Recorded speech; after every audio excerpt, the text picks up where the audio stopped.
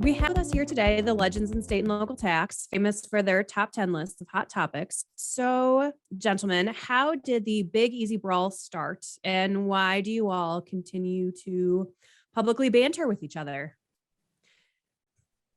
Well, I know how it started. I don't think he remembers, but people viewed him as who's that guy on Fox News? Carlson Tucker or something? Oh my God. What's his name? My family's going to watch this. And then, good looking guy spreading misinformation, large following, making a lot of money.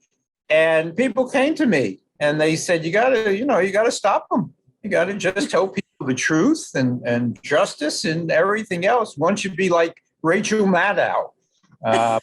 And I said, okay. And that's how I met Jordan. I watched a couple of his tapes and I said, this is pretty outrageous. I can't believe this crap. No, actually, it's similar to that, but very different. So, he got it right that I was asked to participate with him, but really what the people at IPT and ABA down who organized the Big Brawl, they spent some time looking down at the ground. And I was like, what the heck are they doing? They're looking at the ground. They're looking to see who had really big feet, because there was amazingly big shoes to fill, and that was of Paul Frankel's. Because Paul and Professor Pomp used to debate in the Big Brawl. They've done it at Hartman, at NYU, all over the country. They've had this wonderful camaraderie, battle, informative, humorous thing. And then Paul stepped away for a little bit, as we all know. Paul Frankel, one of the godfather of state and local tax, and they're looking for somebody who finally, it's almost like the Harlem Globetrotters and the Washington Generals.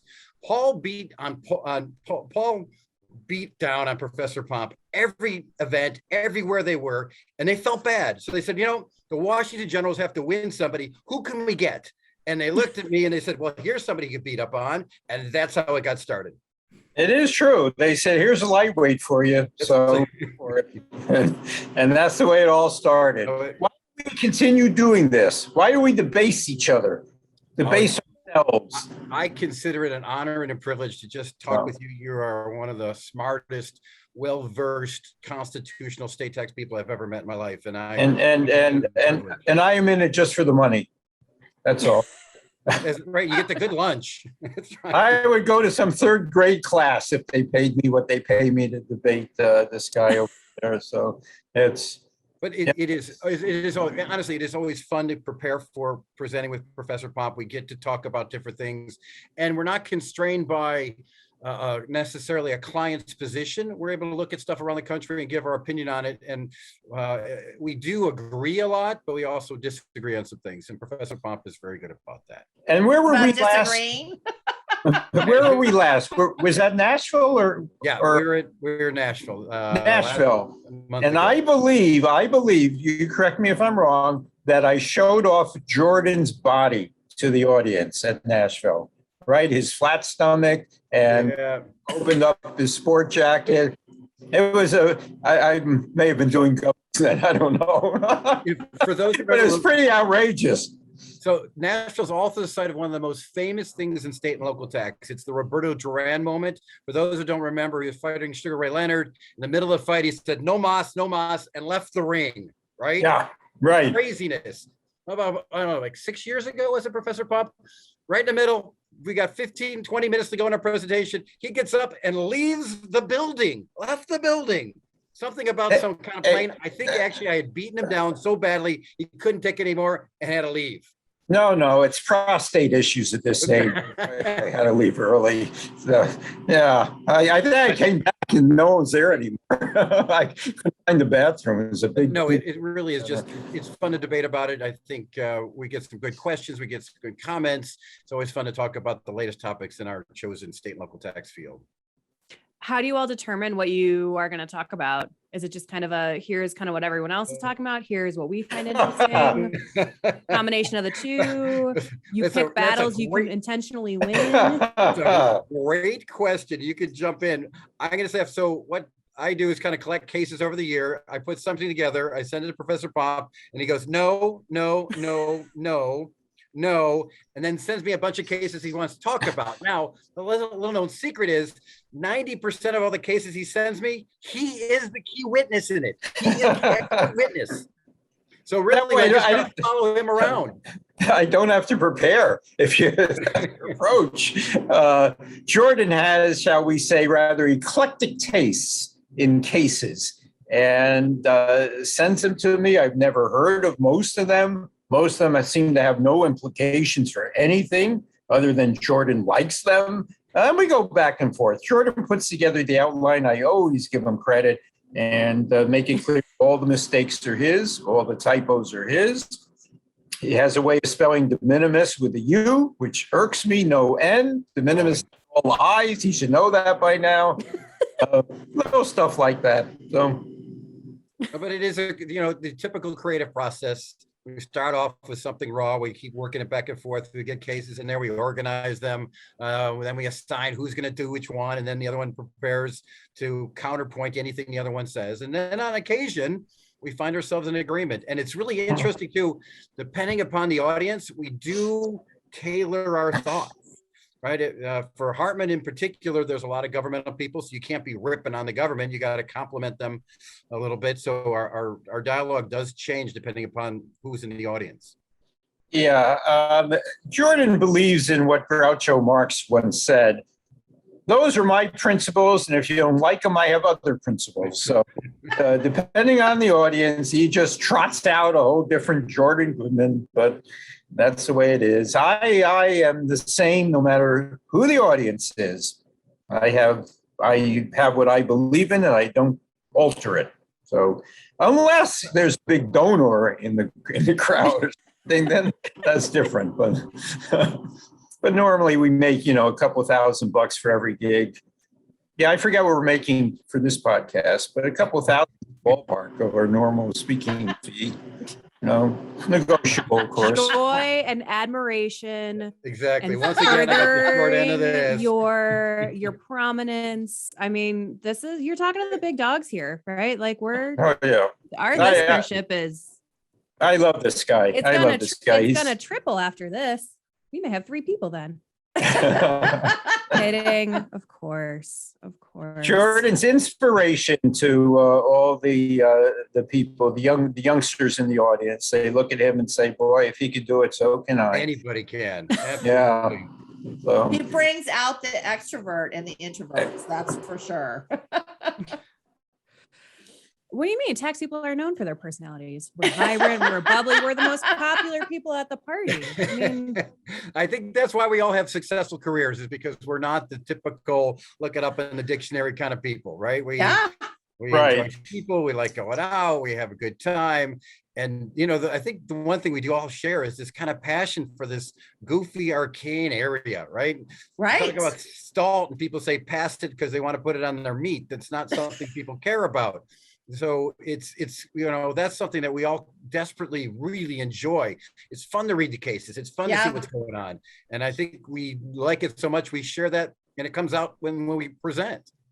Yeah, I agree with that. Great professional lives. Dating life, not so good. Yeah. But professional life. I mean, I don't know. I got my partner before I committed to a career in state and local tax. So he's in. Otherwise, so you must have a strong prenup then. Yeah.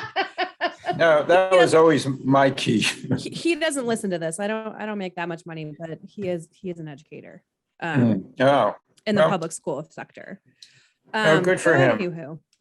Okay, so then one of the cases that we kind of wanted to talk about, and kind of seems as if it's got a lot of kind of implications with what happened in Wayfair, was the NC Quad Graphics North Carolina DOR case that you all had on your list. Yes. In your in one of your recent top 10s. I do believe as I was reading it, I did see the Pomp name come up.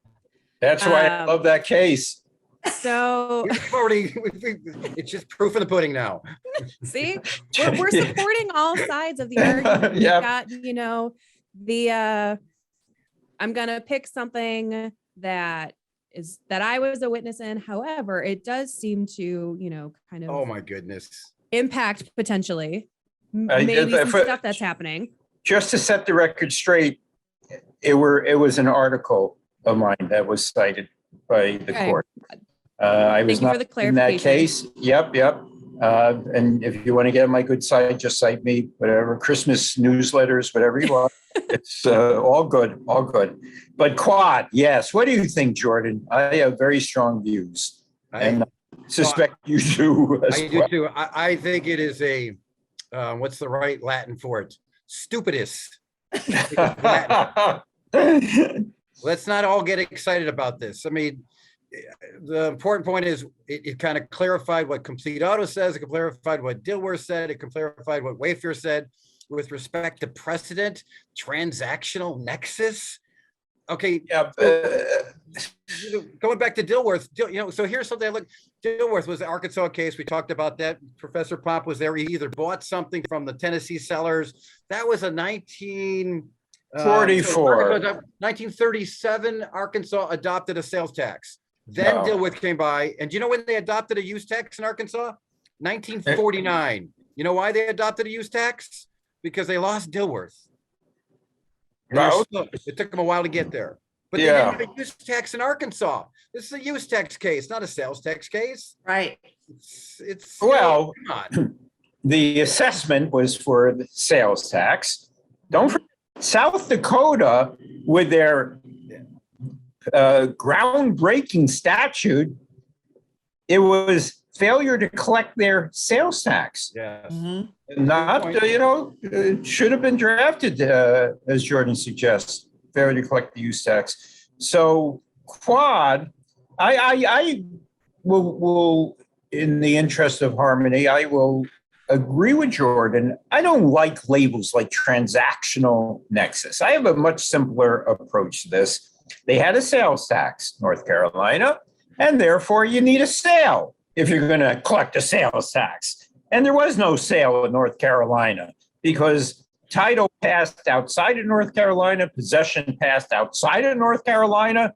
Where's your hook to levy a sales tax? There's no sale. Now, you could call that lack of transactional nexus. I think that just confuses things.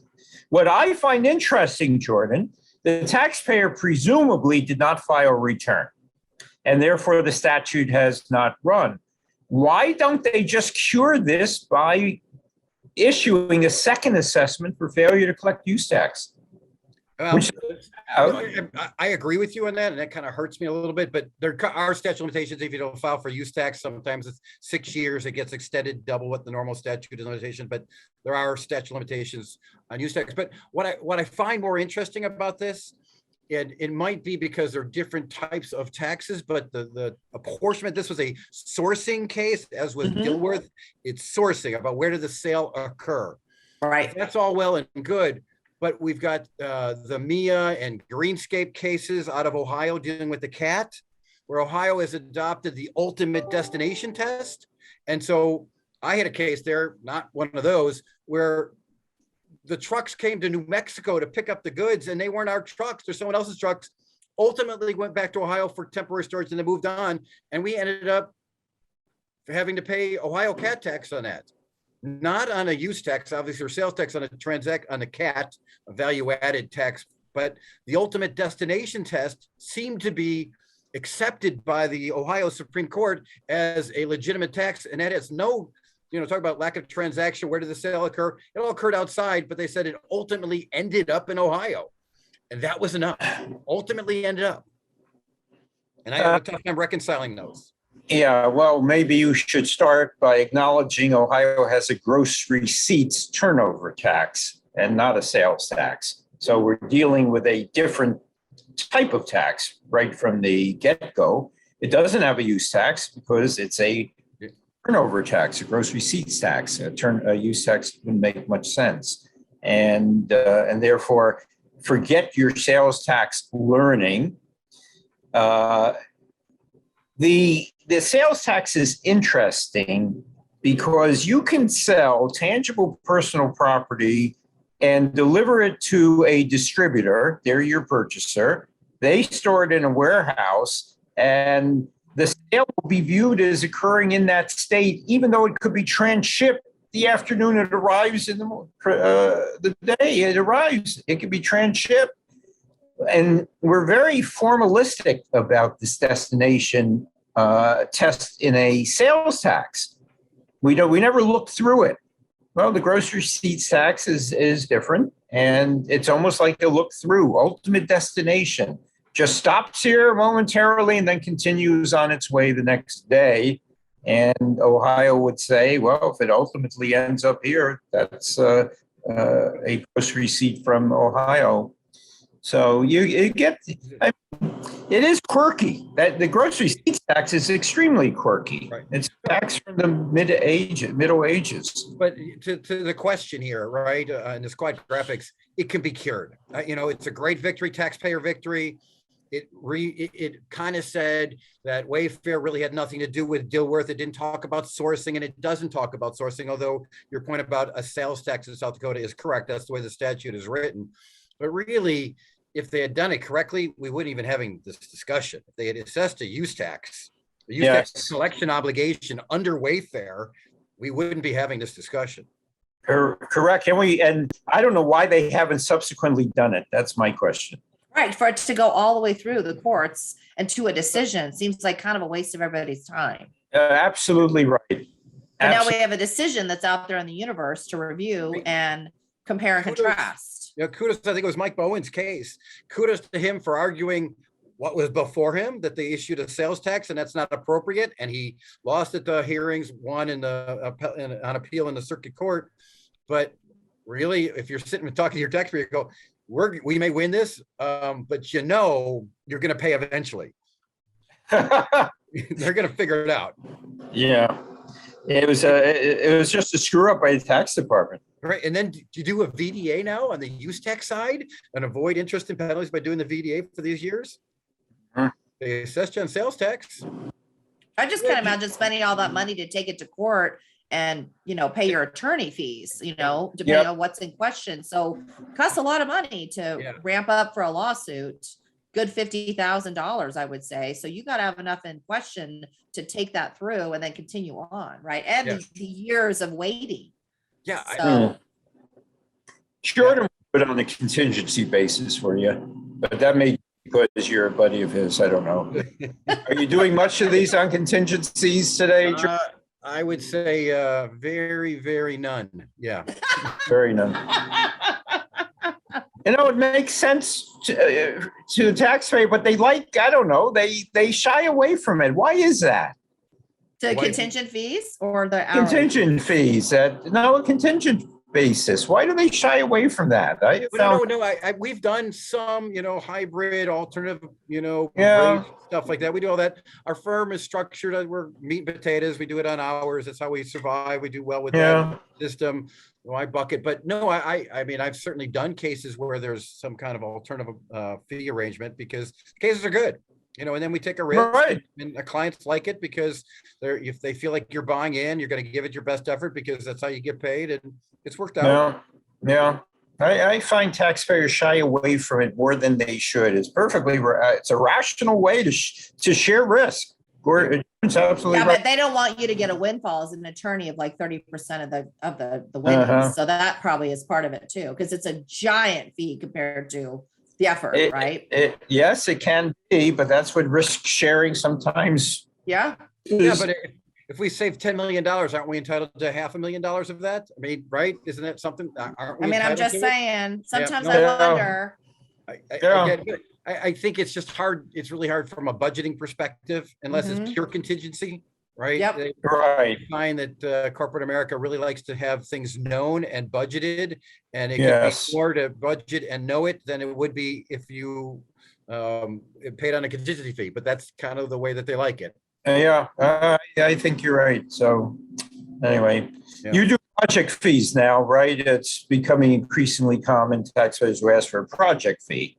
Yeah, and there's perfect budgeting. So like a kind of a fixed fee is what you mean by that. Yeah, like fixed this fee. Is the scope. Yep, we do that a lot. And litigation is probably the biggest wild card there. Yes. Because I know for corporate deals and trusts, estates, things like that, return preparation, fixed fees are all good, but I think litigation is a wild card. And I think, from our perspective, we'll talk about it, we'll entertain it, but we're going to protect ourselves a little bit because discovery can go crazy. And that's what usually goes on. Interlocutory appeals go crazy, all those kind of things. That's a lot of time before you even get a decision. If it's a motion for summary judgment and we don't need even Professor Pomp as an expert witness, a lot easier to deal with. Right. Yeah, cool. Big mistake, but okay. Not having an expert, whether it's me or anyone else, big mistake.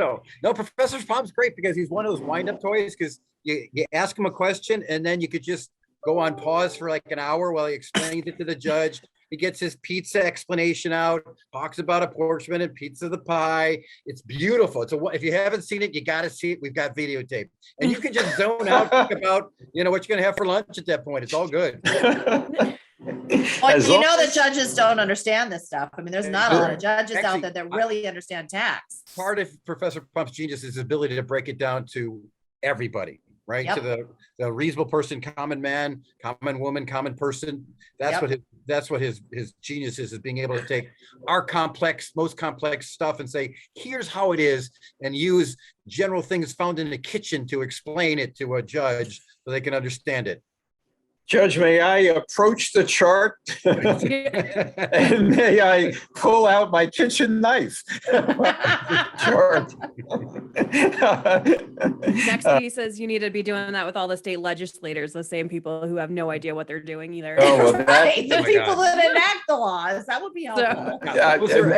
Meredith is so right. I once testified in Vermont. They weren't combined reporting at this time. And I was there to help maybe bring it over the line. And I got done talking about Delaware holding companies and transferring the IP. This is in the Jeffrey era. Right. And it's a part-time legislature, at least then, and they're a bunch of farmers. And this farmer said to me, he said, I'm not sure I followed that, Professor, but let me see if I have it right. So they sit in New York and they create some fictional something or other in Delaware, and we get screwed here in Vermont. Is that the gist of it? I go, yeah, I think you followed it. That's exactly right. He said, I'm voting for this here combined. What was Professor? Combined reporting. We're going to stop that screw job. Not combine reporting. Combine. Well, that's funny. That is very funny. Very good, because they're all dairy farmers. Combine reporting. I'm going to use that next thing I'm in that has agriculture. I like that. Right, and think about how much will you say, okay, well, what's legislative intent? Oh no, someone told him to vote this way. That's what the legislative intent was. The intent is I think it's to stop. We're getting screwed somehow. We're not sure. It was to stop that. That's stop getting screwed. That's our intent. Yes. Good. More money in our coffers. Well, then kind of using that as a transition for potentially more money, potentially getting screwed, and or, waiting on the legislation to potentially do something.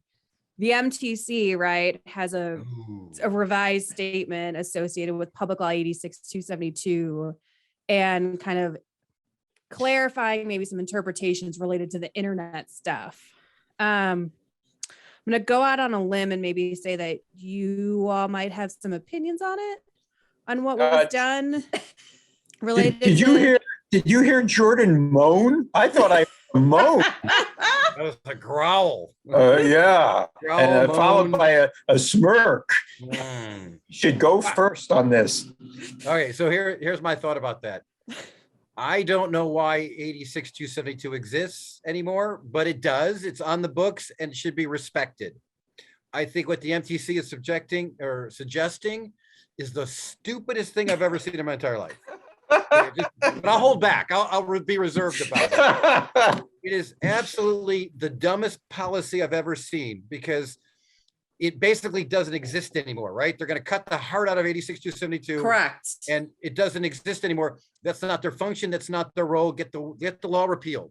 Because what happens here is just a pure trap for the unwary. And what we talked about when Professor Pomp and I talked about this last was, how does this get resolved? Some states can adopt the MCC policy, go after somebody claiming 86-272, say you've got cookies in the state, they're taking this, they're doing that, It's non-static activity. They're not static, they're not session cookies, they're persistent cookies, they're getting all this kind of information, and they're going to sue somebody, and that person's going to fight them, and they're going to fight them up to the highest court, because now it's a federal law that's being interpreted, state court, U.S. Supreme Court. They're going to win or they're going to lose. Let's say the MTC wins. Let's say that the world has changed. 6 years later, we find out that this position that someone took is good. So what happens? They go back retroactively against everybody else. Right. That's stupid policy. If the law doesn't make sense anymore, you either got to expand it to include everybody or get rid of it from a policy perspective. It's an old law that's supposed to be temporary. 6 months. That's all people thought it would be. It would be 6 months, a year, 2 years. That was in 1959. Okay, we still have it. We still have it. This is ridiculous. Either it's a good law and we have to observe it and expand it, or we get rid of it. But to do it by death by 1,000 cuts is ridiculous. But that's my feeling.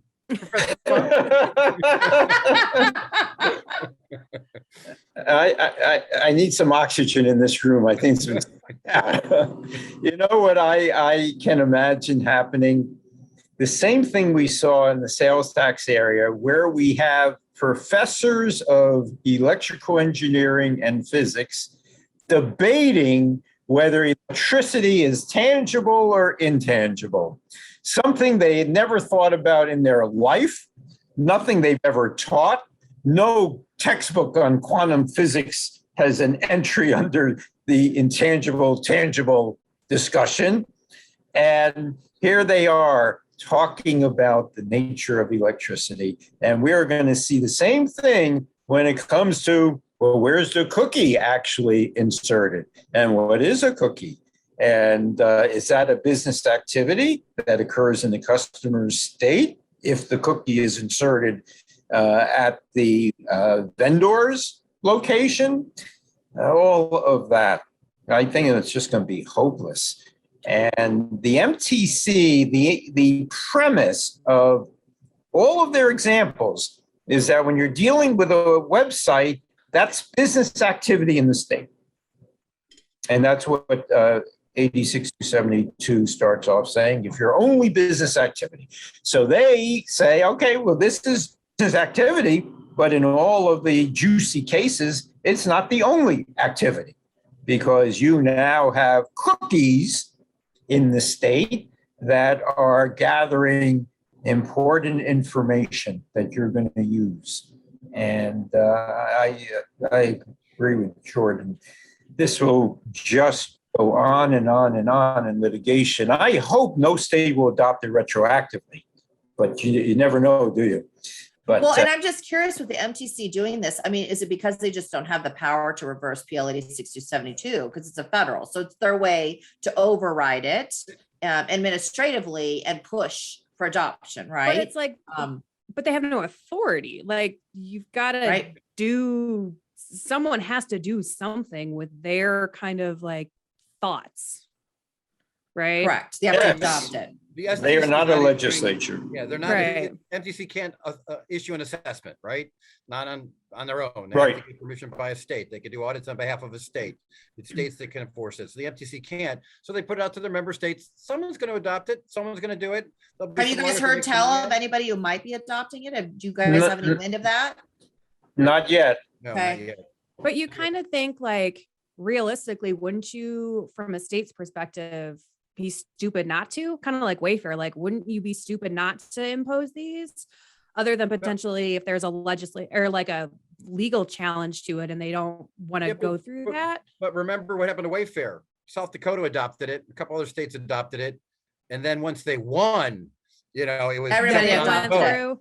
Right. But pre-Wayfair, there were 15 states that had adopted Wayfair. I mean, 15 of the 46, well, 45 plus DC, that had a sales tax law. So I'm like, that's kind of a lot if you think about it, and including New York. No, but I mean, big states. Let's go back to the late 80s too, before Quill was decided. How many states adopted regular and systematic solicitation as economic nexus standard, right? Right. 30 something states adopted it, and they got shot down in Quill. Right? Yeah, So that's a good point. Okay. There is strength in numbers in many areas, but doesn't guarantee it. I just feel like with the sales tax licensure, really growing exponentially across the nation with lots of $1 million a year companies, they're exceeding thresholds in one way or the other, in one place or another. You're in the system now, right? And now it just builds on itself. So I see this as just unwrapping itself to more compliance, and no company is going to know how to manage their PLD 6272 or not. They don't even know what that means to them as a small seller. Judy, your point's really well made, because the reality of this is everybody who buys online now or has selling from remotely wants it next day, same day, yesterday, right? So what does that mean? That means you have inventory everywhere. That's the whole Amazon piece of it about they have your inventory all over the country. Now you've gone beyond 86,272 and all these. So already we're getting there already without the cookie stuff, with actually physical presence, having inventory. There's some lawsuits that have been thrown out saying it's not our inventory, it's actually Amazon's inventory, whatever. But we are getting there, but not through some ludicrous bad proposal trying to change the metaphysical way of how we determine physical presence in a state and activities in a state. But don't you think we should just drop having a remote employee? I mean, one remote employee is Nexus. I mean, I just think that is just silly to me. Like, and especially now post-COVID or what if it's the CEO though? What if it's the CEO? Right. What if it's the CEO? Does that mean that because they're getting paid more, they're making more decisions, they're more important, that the company is doing business there? No, of course not. You're working remotely. We're talking. You're in Illinois. I don't know where you are. Your secret place, Richard, Professor Pomp. Yes, right. Well, Connecticut. Philosophically, I don't know if I can agree with you with that, because at some point, why aren't we all subject to tax everywhere? Right. Well, that's where I think we're going. Establish some de minimis level of overall sales or sales into the state. Of course, sales into the state is a function of sourcing, and sourcing on the sales tax side on services may be different than selling on the income tax side. But ultimately, that's where we're going. They want everybody to be taxable everywhere. Sales, yes. Right. Yes. And I will defend against that to the nth degree, because that's not what our laws say now. But ultimately, maybe that's where we got to go. And chat room, the MTC having a chat room, having an application. I mean, give me a break. Of course, you put things on the internet. One of it was like, you can't go to a website without saying like, hey, we're tracking your cookies. Like, if we have access to data, we're going to collect data. Right. I know you can't even look at it without getting rid of the big box. You got to accept one of them isn't even a chat box. It's like, if you send an email to customer service, and it's like, okay, that's dumb. Like, right. And if it's like, okay, well, if I have the ability to do this, someone like, how am I really going to monitor that? And it's just like, okay, well, general policy is like, yeah, I might not know that someone directly is answering a chat function that's non-static in Nebraska, but I have to presume that they are because I have the ability to do that. So it's kind of like, I can't prove it. I'm going to. Right. Static FAQs are fine, right? If you could read a question, they give you an answer, it's on the website, no big deal. But if they respond to you, if you're able to ask a question, that goes beyond it. But if I picked up the phone and called them and someone answered, that's legit. I don't get it. That's ridiculous. That's ridiculous. Everybody's doing chat boxes. I just did it last weekend. I got an extra discount off my anthropology order because everything I bought went on sale even more. And I got a 25% discount, 14 days from purchase. So I chatted with them and they did it. I didn't call anybody.